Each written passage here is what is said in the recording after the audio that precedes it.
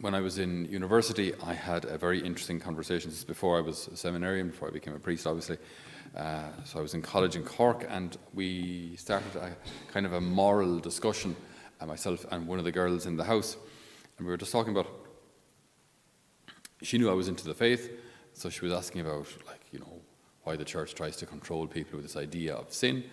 And so I was explaining that, well, the church isn't trying to control anyone at all. We all know that, if someone hits someone or steals from someone or rapes someone, these things are objectively bad and we shouldn't do them. So God takes that just a step further. There are things that are objectively bad, but then there are all things that are also morally bad, like adultery. It mightn't be bad for society. Well, it actually is bad for society. But there are moral implications to these things as well. So it's not just that stealing, this a physical thing taken from someone by another, and then it means that the rougher, the more violent, the more evil people thrive. That's obviously not good for society. So we got talking about this, and then we got talking about how, as I said, there are other moral implications. For example, sex outside of marriage, those kind of things, where it's not as clear that something bad is being done. If someone is beaten up, if someone is stolen from, it's clear that something bad has happened. In modern society, though, it's not clear that these things are bad. So we spoke about the kind of the even just objectively, even without mentioning God or the Bible or anything, just objectively, what it means for the individual if they sleep around. So just again, without even mentioning God, what are the pros and the cons? What are the pros? The pros might be a little more popular, but popular with who? Popular with guys who want to use you. So do you want to be popular with them? Not really. If any other pros, you may have lots of followers on Facebook or whatever your social media platform is. Okay, but again, you have the attention of a lot of people who want to use you. So what? Whereas when you look at the cons, if STDs, pregnancy, getting used, that feeling of emptiness the day afterwards, that feeling of being degraded, all those kind of things, that's not positive at all. So we were just trying to understand how something is a mortal sin when it's serious, so it's a grave matter. So it's something serious. It's not something banal, but something serious. It's something that we do knowingly and something that we do consciously. So we consent to this. We have free will, and then we do this regardless, knowing that it's wrong. So I said, when we know the truth, we now have a greater responsibility. I said, so maybe our responsibility increases when we know that the thing is wrong. Like we see children playing.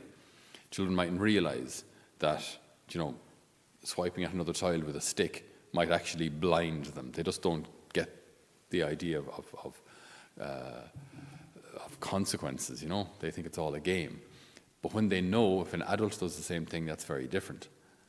So knowing increases our responsibility. And then it just struck her. She said, so after this conversation, I'm now more responsible for my actions. I'm now morally obliged in some way to behave differently. So it's one thing to search for the truth, to look for the truth. It's another thing when we find it to say, now I want to live according to this. They're two different things. People say, people think, I think in society, we think we want the truth. Today's society is kind of different, though, because we don't necessarily want the objective truth at all. Even you hear the expression so often, my truth, that's your truth, this is my truth. So we don't necessarily want objective truth at all. And the reason for that is, if it's objective, it means now I might have to change my behavior. And generally speaking, we don't like that. We don't want to change our behavior. Pascal famously wrote, he said, I know people who sought the truth, so they sought the truth and they found it. They were both wise and happy. So they sought the truth, and they found it, they're wise and they're happy. I know those who have sought the truth but haven't found it yet. These are wise but not happy yet. So they haven't found the truth, so they're not happy yet. Okay? And then he says, I know those also who are neither seeking the truth nor have found it. And then he says, I have no words for how pitiful they are. So they're not seeking the truth, and they haven't found it. I have no words for how pitiful they are. Again, if you think of today's world, where so many people are actually really not looking for the truth. They don't want the truth. They don't want to know. They just want a quick fix, pleasure. They want to be able to numb themselves. They don't necessarily want the truth.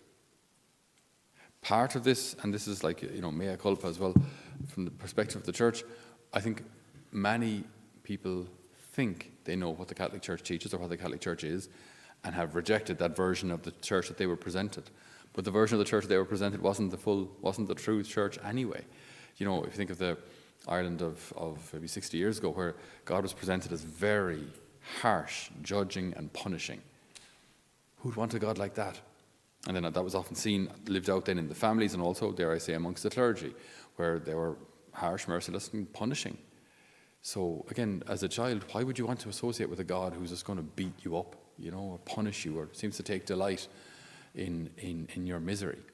So this version of the faith, people reject it. But then the pendulum can kind of swing the other direction as well, where now that if the church is all about social justice issues, without any vertical dimension, without any aspect of adoration, without any aspect of learning the heart of our Father, knowing the heart of our Father, drawing from His grace, If the church just reduces itself to a humanist organization that fights for social justice, then you don't need grace, you don't need the church, you don't need the sacraments, you don't need priesthood. And so we've made ourselves obsolete. So this pendulum goes kind of one way, just too harsh altogether, then the other direction, just too soft altogether. But the truth is in the middle. Virtus in medio stat. Virtue stays in the middle. It's in the middle of extremes. So what's the Lord saying to us today? That He wants us to seek the truth. If Jesus is the way, the truth, and the life, seek the Lord while He may be found. Call to Him while He is still near. Seek His face, as the psalm says. Seek Him. So that's something that we have to do, where we have to actively look for Him. He's already looking for us. But we have to look for Him. Otherwise, we might just not want to be found. We don't want to be found. Because the truth might require me to change my life, and maybe it's just easier not look for the truth, therefore I don't have to change. But as Pascal said, we have no words for how pitiful that situation will be. And that's why there's so much sadness out there, so much loss, emptiness, depression, suicidal tendencies and self-harm, all of that. We should be looking for the Lord, He who is the way, He who is the truth, and He who is the life. So we ask the Lord today to renew us in our search for Him, our search for truth, that we may find Him and that we may find both wisdom and happiness. Amen.